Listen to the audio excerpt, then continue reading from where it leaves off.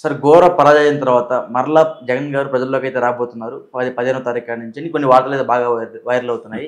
ఆ ప్రజా దర్బార్ అనే పేరుతో మరలా ప్రజల్లోకి రాబోతున్నారు. సో మరలా ప్రజల్లోకి వచ్చి ఏం చేస్తారు? అంటే గవర్నమెంట్ ఫామ్ అయ్యి గట్టిగా నెల అవుతుంది అంతే. అంటే వాళ్ళని పని చేయనీయకుండా ఈయన ప్రభుత్వం ఏ విధంగా ఈయన ప్రభుత్వాన్ని ఒత్తిడి గురి చేస్తూ ఉంటారు. అంటే 2 పద్ధతులు ఉంటాయి. హ్మ్. ఆయనకి ఒక విషయం అర్థమైంది. తన ఓటమికి కారణం ఏమిటి అనేది. ఓడిపోయిన తర్వాత అంటే క్షవరం అయితే తప్ప వివరం తెలియదు అని మనకు ఒక సామెత. క్షవరం అయిన తర్వాత వివరం తెలిసింది ఆయనకి. మన తప్పు ఎక్కడ జరిగింది అంటే ఆయన ప్రజాక్షేత్రంలో ఉండటం ద్వారానే విజయం సాధించాడు గతంలో. జనంలో విస్తృతంగా పాదయాత్రల ద్వారా రకరకాలుగా ఆయన జనంలో ఉండి నాకు ఒక ఛాన్స్ ఇవ్వండి అని మొరపెట్టుకుంటే ఇచ్చారు. ఇచ్చిన తర్వాత వారు చేసింది ఏమిటి? ప్రజల్ని బైపాస్ చేశాడు. ఆయన ముఖ్యమంత్రిగా ఉన్న రోజుల్లో జనంలోకి వెళ్ళింది ఎప్పుడు ఎన్నికల సమయంలో సిద్ధం అనే సభల ద్వారా జనం ముందుకు వెళ్ళాడు తప్ప అప్పటి వరకు జనంతో కాంట్రాక్ట్ లేదు. ఆయన ఎవరైనా కలవడానికి వచ్చినా ఆయన అనుమతించలేదు. ఎవరికి యాక్సెస్ లేదు. ఎమ్మెల్యేలకు కూడా యాక్సెస్ లేదు. జిల్లా పార్టీ అధ్యక్షులు కూడా ఆయన్ని చూడటానికి తపస్సులు చేయాల్సిన పరిస్థితి కల్పించాడు. జగన్ గారికి ఏదైనా ఒక విషయం నేరుగా చెప్పే అవకాశం లేక చాలా మంది కుమిలి ఏడ్చిన వాళ్ళు ఉన్నారు ఆ పార్టీలో. ఇటువంటి పరిస్థితి కల్పించడంతో పాటు ప్రభుత్వ కార్యక్రమాల్లో చాలా వ్యవస్థల్ని బైపాస్ చేశాడు ఆయన. ఇప్పుడు వాలంటీర్ వ్యవస్థని పెట్టడం ద్వారా గ్రామ సర్పంచుల్ని ఇతర సిబ్బంది ఉంటారు అక్కడ, వాళ్ళందరూ బైపాస్ అయిపోయారు కదా. ఎమ్మెల్యేలు బైపాస్ అయిపోయారు కదా. నేరుగా జగను, మీటా, వాలంటీరు ఈ 3 తప్ప ఇంకేం లేదు అక్కడ పరిపాలన. పరిపాలన అనగా గదిలో కూర్చుని మీట నొక్కుట, అక్కడ డబ్బులు తీసుకెళ్ళి డెలివరీ చేయుట, ఇదే అనుకున్నాడు ఆయన. అక్కడ వరకు కన్ఫైన్ అయిపోయి మిగిలిన వ్యవహారాలు పట్టించుకోవాలి. డబ్బులు ఇచ్చినప్పుడు ఓటు ఎందుకు వేయరు అని ఒక అమాయకపు మొండి పట్టుదల పెట్టుకుని ఇదే మన గెలిపిస్తుంది. చివరి వరకు అదే నమ్మాడు ఆయన. నేను మీట నొక్కాను, ఇప్పటికీ అదే మాట్లాడతాడు అమాయకంగా. నేను మీట నొక్కాను, నాకు ఓట్లు పడలేదు, గోల్ తప్ప. ఓడిపోయిన తర్వాత కూడా ఆయన కొత్త మాట చెప్పట్లా, అదే మాట. నేను మీట నొక్కాను, నాకు ఓటు పడలేదు అనే ఏడుపు తప్ప ఇంకేమైనా ఉందో? జగన్మోహన్ రెడ్డి 4 సార్లు జనం ముందుకు వచ్చాడు. ఓడిపోయిన రోజు ఒక కన్ఫెసివ్ స్టేట్మెంట్ ఇచ్చాడు ఆయన మీడియా ముందుకు వచ్చి. అందులో కూడా కొత్త మాట లేదు, కన్ఫెషన్ లేదు, ఆత్మ పరిశీలన లేదు, సెల్ఫ్ క్రిటిసిజం లేదు.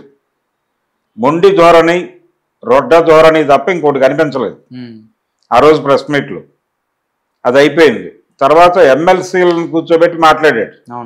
ఆ వీడియో కూడా మనం చూసాం. దానిలో కూడా ఎక్కడ కన్ఫెసివ్ టోన్ లేదు, బుల్డోజింగ్ టోనే ఉంది. నేను మీట నొక్కాను, నాకు ఓట్లు పడలేదు, గోలే. అది అయిపోయింది. ఓకే, అప్పటికైనా తెలుసుకుంటాడు అనుకున్నారు జనాలు. నేను వ్యవస్థల్ని బైపాస్ చేశాను, జనాల్ని బైపాస్ చేశాను, వీళ్ళందరూ నిరుత్సాహంతో ఉన్నారు, వాళ్ళని రెగ్యులర్గా కలవకపోవడం తప్పే, నేను తప్పు చేశాను, నాకు మీ బిడ్డకి మీరు గుణపాఠం నేర్పారు, మీ బిడ్డ గుణపాఠాన్ని తీసుకుంటున్నాడు కాబట్టి భవిష్యత్తులో ఆ తప్పు జరగదు. నేను తప్పు చేశాను, దానికి మీరు శిక్ష వేశారు, నేను దాన్ని గుర్తించాను అని కన్ఫెస్ అయితే తప్ప జనం అతనితో ఉండరు. ఆ కన్ఫెస్ అవ్వాలి అతను. అది ఫస్ట్ డేనే అయి ఉండాలి. ఇప్పుడు ప్రజారాజ్యం పార్టీ ఓడిపోయినప్పుడు చిరంజీవి కూడా ప్రెస్ మీట్ పెట్టాడు ఇమ్మీడియట్గా. ఓటమిని నేను అంగీకరిస్తున్నాను అని చెప్పాడు. నేను 150 సీట్లు వస్తాయనుకున్నా, ప్రజలు ఈ 15 అంతా ఇచ్చారు, ఆ 0 తీసేసి ఇచ్చారు, 18. దీన్ని అంగీకరిస్తున్నా, నేను పెద్ద ఎత్తున స్వాగతిస్తున్నాననే పదం వాడాడు ఆయన ఆ రోజు ప్రెస్ మీట్లో. కాబట్టి కన్ఫెస్ అవ్వకుండా ఇప్పుడు ఆయన జనంలోకి వెళ్ళి ఆయన రకరకాలుగా చెప్పాడు. ఏది పరామర్శ యాత్ర చేస్తారన్నాడు. కూటమి గెలిచిన క్షణం నుంచి వైఎస్ఆర్సీపీ కార్యకర్తల మీద దాడులు జరిగిన మాట వాస్తవం. ఒక కర్నూలు జిల్లాలో మాత్రమే తెలుగుదేశం పార్టీ మీద వైసీపీ కార్యకర్తలు దాడి చేశారు. మిగిలిన అన్ని చోట్ల కూడా వీళ్ళే దాడి చేశారు. వాళ్ళు చాలా ఓపెన్గా విజయవాడ సెషన్స్ కోర్టు ఆవరణలో వైఎస్ఆర్సీపీ కార్యకర్తను కొట్టారు తెలుగుదేశం వాళ్ళు. కోర్టు ఆవరణలో అంటే ఒక అణచివేతకి గురయ్యాం మేము. ఆ అణచివేతలో నుంచి ఒక్కసారి మాకు పవర్ రాగానే అది మాకు తెలియకుండానే కొన్ని పనులు జరిగిపోయినాయి అన్నట్టుగా మాట్లాడారు నాయకులు. నువ్వు కంట్రోల్ చేయాలి కదా, నువ్వు వదిలిపడేసి. ఇప్పుడు ఎలా తయారైందంటే తెలుగుదేశం పార్టీ పరిస్థితి, దక్కన్ క్రానికల్ ఆఫీస్ మీద దాడి చేశారు విశాఖలో. దక్కన్ క్రానికల్ ఆఫీస్ మీద దాడి చేసి ఆ బోర్డు మీద ఎక్కి దాన్ని బద్దలు కొట్టి, దాని అద్దాలు పాల్గొట్టి, అక్షరాలు పీకేసి లోపలికి వెళ్ళి అద్దాలు పాల్గొట్టి దక్కన్ క్రానికల్ కాపీస్ తీసుకొచ్చి రోడ్డు మీద వేసి చింపి ఇంత రచ్చ చేశారు కదా 2 days బ్యాక్. ఎందుకు చేశారు? విశాఖ ఉక్కు వ్యవహారానికి సంబంధించి కుమారస్వామి పర్యటన ఉంది అక్కడికి. ఆ పర్యటనకు సంబంధించిన స్టోరీ క్రానికల్లో వచ్చింది. క్రానికల్ ఒక్కదానిలోనే వచ్చిందని వీళ్ళు అనుకుంటున్నారు. ఫైనాన్షియల్ ఎక్స్ప్రెస్లో కూడా వచ్చింది అదే స్టోరీ. జ్ఞానం ఉండాలి కదా, రోజు పేపర్ చదవాలిగా, నువ్వు పాలిటిక్స్లో ఉండి. ఫైనాన్షియల్ ఎక్స్ప్రెస్లో కూడా ఇదే అభిప్రాయం వ్యక్తమైంది. ఏం చెప్పారు వాళ్ళు? ప్రభుత్వం డిజిన్వెస్ట్మెంట్ని చాలా కీలకంగా భావిస్తోంది కేంద్ర ప్రభుత్వం. డిజిన్వెస్ట్మెంట్ దగ్గర సెంటిమెంట్లు పనిచేయవు. కాబట్టి వైజాగ్ స్టీల్ ప్లాంట్ విషయంలో సెంటిమెంట్స్ని గౌరవించి యూటర్న్ తీసుకోవటం అనేది కుదిరే అవకాశంలా కనిపించడం లేదు అని రాశారు. అది అభ్యంతరం అయిపోయింది వాళ్ళకి. వెళ్ళిపోయి కొట్టేశారు ఆఫీస్ మీద పడి. రెండో వైపు తెలుగుదేశం పార్టీ కేంద్ర కార్యాలయం మీద దారుణంగా పాశవికంగా దాడి చేశారనేమో ఇక్కడ సజ్జల రామకృష్ణారెడ్డి మీద కేసు పెట్టడానికి ప్రిపేర్ అయ్యారు. అంటే పోలీసుల్ని వెనక్కి తీసుకుని కార్యకర్తలను రెచ్చగొట్టాడు అనేది ఆయన మీద ఎలిగేషన్. సజ్జల మీద. నీ కార్యాలయం మీద దాడి ఒకటి, క్రానికల్ మీద దాడి ఒకటిగా చూస్తే అలాగా నువ్వేమో దాడులు చేయొచ్చా?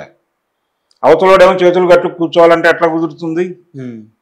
అందరూ చేతులు కట్టుకొని కూర్చోవాలి. దాడులు చేయటం ఏంటి? నీ క్రానికల్ మీద చిరాకు ఉంటే ప్రెస్ మీట్ పెట్టి తిట్టు, లేకపోతే దాని ఆఫీస్ ముందుకెళ్ళి ధర్నా చేయి. ఏ ఆధారాలతో నువ్వు అది రాసావో చెప్పు అని అడుగు. వెళ్ళి కొట్టడం ఏంటి? ఒకవేళ రాసిన ఆయనకి 70 ఏళ్ళు ఉంటాయి, ఆ వార్త రాసిన ఆయనకి. ఆయన దొరికితే, ఆయన 2 పీకితే, ఆయన ఏదైనా అయితే ఎవరు జవాబుదారీ? ఆయన రిటైర్డ్ జర్నలిస్టు, ఆయన రాస్తూ ఉంటాడు. ఆయన అభిప్రాయంగా రాశాడు, దాన్ని పట్టుకుని వెళ్ళిపోయి ఈయన రాశాడని ఎవరైనా చెప్తే ఆయన కొడితే ఏంటి పరిస్థితి? తప్పే కదా. కాబట్టి తెలుగుదేశం పార్టీ వ్యవహార శైలిలో వైఎస్ఆర్సీపీ కార్యకర్తల మీద దాడులు జరిగిన మాట వాస్తవం లేదని చెప్పినప్పటికీ జరిగినాయి. వాళ్ళని ఓదార్చడానికి నేను ఓదార్పు యాత్ర లాగా పరామర్శ యాత్ర చేస్తారన్నాడు ఈ పెద్ద మనిషి జగన్మోహన్ రెడ్డి. ఈ పరామర్శ యాత్ర కూడా వెళ్ళి వాళ్ళని ఏదో, అది కూడా జరిగింది. ఒక మనిషిని వెళ్ళి ఆయన ఓదార్చి వచ్చాడు, పరామర్శించి వచ్చాడుగా, ఒక దెబ్బలు తిన్నటువంటి పేషెంట్ని. అవును, అక్కడ వరకు ఓకే, బాగానే ఉంది. నువ్వు జనంలోకి వెళ్తావు, ఏం చెప్తావు జనాలకు? మళ్ళీ నేను మీట నొక్కాను, నువ్వు ఓటు వేయలేదంటే కొడతారు కదా వాళ్ళు. ఇలా 10 సార్లు అంటే అసలు మీట ఎక్కడి నుంచి నొక్కావు నువ్వు? ఎవరి డబ్బులతో నొక్కావు? మీట నొక్కితే మా అకౌంట్లో పడ్డ డబ్బులు ఎవరివి? నీవే. నువ్వు 1,00,000 కోట్లు తినేసావని నీ మీద ఒక ఆరోపణ ఉంది, అది ప్రూవ్ కాలేదు, అది వేరే గొడవ. ఆ 1,00,000 కోట్ల నుంచి మా ఏమన్నా పెట్టావా అని అడిగారు అనుకోండి జనాలు, ఏంటి పరిస్థితి? నెగిటివ్ అయిపోతావుగా నువ్వు. అందుకని జగన్మోహన్ రెడ్డి వెళ్ళి ఇప్పుడు చేయవలసిన పని ఏమిటంటే, జనంలోకి వెళ్ళటం మంచిదే, వెళ్ళిన తర్వాత తను కన్ఫెసివ్ టోన్లోకి మారాలి. మీట అనే మాట మానేయాలి. ఆయన మీట అనే మాట వాడకూడదు, మర్చిపోవాలి.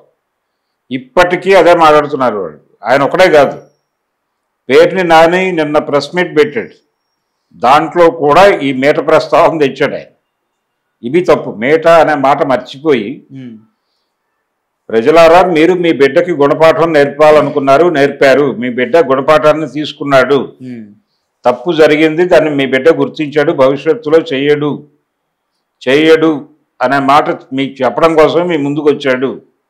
మీకు జరిగిన ఆ కాలంలో ఇబ్బందులు ఏమన్నా నాతో మాట్లాడండి, నన్ను మార్చుకోండి. మీ బిడ్డ మీకోసం ఏం చేయడానికన్నా సిద్ధపడి మీతో కొట్టించుకోవడానికి కూడా సిద్ధపడి మీ ముందుకు వచ్చాడు అని మాట్లాడితే జనం హక్కును చేర్చుకుంటారుగా.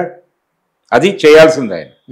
అది తప్ప ఏం మాట్లాడినా ఈ ఈ యాత్ర ఏదైతే చెప్తున్నాడో ఆయన, ప్రజా దర్బారా లేకపోతే పరామర్శ యాత్ర ఏదైనా చెప్పని, అది వర్కౌట్ అవుతుంది. కన్ఫెసివ్ టోను, ఆత్మవిమర్శతో పాటు వాళ్ళ తీర్పుని గౌరవించినట్టుగా కనిపించాలి. మీ జడ్జిమెంటు మీరు మీ బిడ్డకి గుణపాఠం నేర్పడానికి ఇచ్చినట్టుగా భావిస్తున్నాడు మీ బిడ్డ అని చెప్పాలి. ఓకే, చెప్పగలిగితే వర్కౌట్ అవుతుంది, లేకపోతే అనవసరం. ఇంకోటి ఏంటంటే యాక్టివ్ అపోజిషన్ అని చంద్రబాబు నాయుడు గారు ఒక మోడల్ క్రియేట్ చేశాడు గతంలో. ఎప్పుడు క్రియేట్ చేశాడు ఈ మోడల్ అనగా, ఆయన 2004 ఎన్నికల్లో ఓడిపోయి ప్రతిపక్షంలో కూర్చున్నప్పుడు డిజైన్ చేశాడు. ప్రభుత్వం ఏ నిర్ణయం తీసుకున్నా దానికి అడ్డం పడిపోవడం, జనాలకు ఉపయోగపడుతుందా లేదా అనే విచక్షణ కాదు. ప్రభుత్వం ఏదైనా ఒక పాలసీ ప్రకటించిన మరుక్షణం వెళ్ళి దానికి అడ్డం పట్టడం. దీన్ని యాక్టివ్ అపోజిషన్ అనే పద్ధతిలో ఆయన ఒక వ్యాఖ్యానం చెప్పాడు చంద్రబాబు. ఇప్పుడు గనక కూటమి పరిపాలన మీద చంద్రబాబు గారి యాక్టివ్ అపోజిషన్ థియరీని జగన్మోహన్ రెడ్డి అమలు చేస్తే జనం చేదరించుకునే అవకాశం ఉంది. జనం వాళ్ళ సమస్యల మీద వాళ్ళు రోడ్డెక్కినప్పుడు మాత్రమే వీరు వెళ్ళి వారికి అండగా నిలబడితే చాలు. ఈయన ఉద్యమాలు నిర్మించక్కర్లేదు, డిజైన్ చేయక్కర్లేదు, ఆలోచించక్కర్లేదు. జనం ముందుకు వెళ్ళి కన్ఫెస్ అయ్యి, అయ్యా మీ సమస్యల మీద మీరు ఉద్యమించండి, మీకు సమస్యలు అనిపిస్తే మొహమాట పడకండి, మీరు గనక రోడ్డు మీదకి వస్తే మీ తరఫున దెబ్బలాడటానికి మీ బిడ్డ ఉన్నాడు అనేది గుర్తించండి అని చెప్పుకుని వెళ్ళాలి. అంతకుమించి యాక్టివ్ అపోజిషన్ రోల్ ప్లే చేస్తారంటే కుదరదు. రెండోది, అసెంబ్లీని బాయ్కాట్ చేసే ఆలోచనలు కూడా ఉన్నట్టుగా చెప్తున్నారు. అది తప్పే. అసెంబ్లీలో నీ ప్రెజెన్స్ ఉండాలి ఖచ్చితంగా. అసలు నీకు 11 సీట్లే వచ్చాయనే అభిప్రాయాన్ని నువ్వు మనసులోంచి తీసేయాలి. ముందు తీసేస్తే ప్రపంచం అంతా నీకు సానుకూలంగా కనిపిస్తుంది. నువ్వు ప్రజల తరఫున మాట్లాడటం కోసం ఎమ్మెల్యేగా ఉన్నావు, వెళ్ళి అదే మాట్లాడు, దెబ్బలాడు, నీ స్పిరిట్ చూపించు ప్రపంచానికి. ఆ వేదిక మీద నీ వాయిస్ ఉండాలి. బాయ్కాట్ చేయడం తప్పు. ఇప్పటికీ తెలుగుదేశం పార్టీ విస్పరింగ్ క్యాంపెయిన్ చేస్తూనే ఉంది. చంద్రబాబు మీద రోజుకొక పుకారుని మార్కెట్లోకి ప్రమోట్ చేస్తున్నారు. పొద్దున ఒక పుకారు, మధ్యాహ్నం ఒక పుకారు, రాత్రికి ఒక పుకారు, 3 విడతలుగా. టాబ్లెట్లు డాక్టర్ గారు రాస్తారు, పొద్దున ఒకటి, మధ్యాహ్నం ఒకటి, సాయంత్రం ఒకటి వేసుకోమని. ఆ టైప్లో 3 పుకార్లు రోజు పుట్టిస్తున్నారు జగన్ మీద. ఆంధ్రజ్యోతి అయితే మరీ హద్దులు దాటి ఆయన పులివెందుల సీటుకి రాజీనామా చేసేసి ఎంపీగా వెళ్తున్నాడు. అవినాష్ రెడ్డిని రిజైన్ చేయించి, ఈ రిజైనింగ్ డెసిషన్ నచ్చక అవినాష్ రెడ్డి పార్టీలోంచి వెళ్ళిపోయి బీజేపీలో చేరతాడు, లేదా ఆయన ఒక ప్రాంతీయ పార్టీ పెట్టేస్తాడు అన్న లెవెల్లో కథనాలు రాశారు కదా. దీన్ని చూసి రేవంత్ రెడ్డి గారు ఉప ఎన్నిక వస్తే షర్మిల కంటెస్ట్ చేస్తుంది, నేను వెళ్ళి ఊరూరా ఈ గడపకి ప్రచారం చేసి ఆవిడని గెలిపించుకుంటా అని ఈయన ప్రకటన. అదేమో స్పెక్యులేటివ్ స్టోరీ, కుక్కుడు స్టోరీ, వండిన వార్త. అది ఆధారం లేకుండా అవతల వాళ్ళ మీద బురద వేయటం కోసమే కొన్ని వార్తలు వండుతున్నారు. అలా వండిన వార్త పట్టుకుని నువ్వు సీఎం అయి ఉండి అధికారికంగా మైక్ తీసుకుని ఎలా మాట్లాడతాడు ఆయన? తప్పు కదా. దానికి కన్ఫెస్ అవ్వాలి అతను. ప్రజలకి క్షమాపణ చెప్పాల్సిన అవసరం ఉంది అతను రేవంత్ రెడ్డి. అది పక్కన పెట్టేస్తే మళ్ళీ మనం జగన్మోహన్ రెడ్డి వ్యవహారానికే వస్తే ఇన్ని కాన్స్పిరసీస్ జరుగుతున్నాయి అతని చుట్టూ. వేటిని పట్టించుకున్నట్టుగా కనిపించట్లేదు అతను. ఈ రోజుకి అదే ఇన్నోసెన్స్తో ఉన్నాడు. అవతల వాళ్ళేమో వ్యూహాల మీద వ్యూహాలు వేసుకుని వెళ్ళిపోతున్నారు. చంద్రబాబు నాయుడు గారు మాస్టర్ బ్రెయిన్. ఆయన అవతల వాడిని ఆటలోంచి తప్పించాలనుకుంటే ఆయన గేమ్ మామూలుగా ఉండదు. పూర్తి స్థాయిలో గేమ్ నడుపుతున్నాడు ఆయన. నీ దగ్గర అసలు వ్యూహమే లేకపోతే ఎలాగా? అందుకని జగన్మోహన్ రెడ్డి ముందు తాను స్వస్వరూప జ్ఞానం పొందాలి. మార్కెట్లో ఏం జరుగుతుందో తెలుసుకోవాలి, ప్రజలతో ఇంటరాక్ట్ అవ్వాలి, ప్రజల నుంచి జ్ఞానం పొందాలి.